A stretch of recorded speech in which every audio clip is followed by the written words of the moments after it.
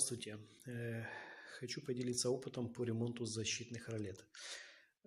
Недавно выехали на объект. Там была ролета на электроприводе. Когда мы ее разобрали, там была проблема в том, что оторвалась верхняя часть полотна от нижней. Мы сняли полотно и начали проверять на наличие деформированных ламелей. Дальше в видео посмотрите с места ремонта, как это было. Вот мы сняли полотно. Так, смотрите, проблема в том, что на полотне, если посмотреть, вот так, замок сдвинутый, видите, наружу. Тут еще нормально.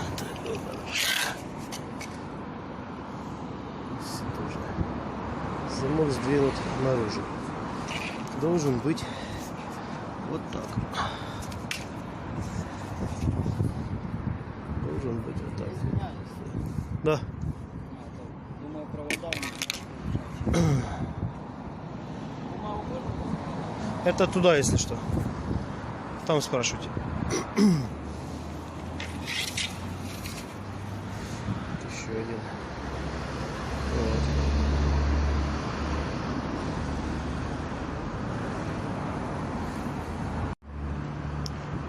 Видите, а должно быть вот так.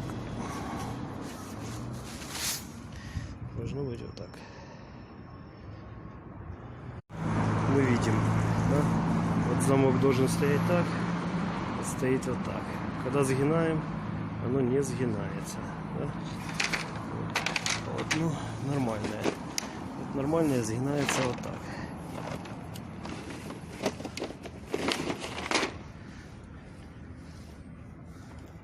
Так.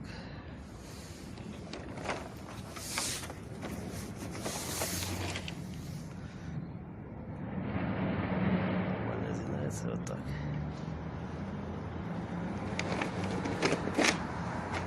Ненормальное сгинается вот так. Неполный сгин. И оно выпадает.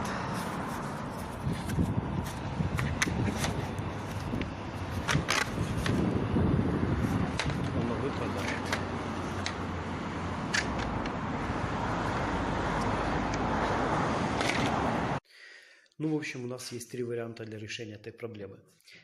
Первый вариант – это заменить деформированные участки ламелей на новые.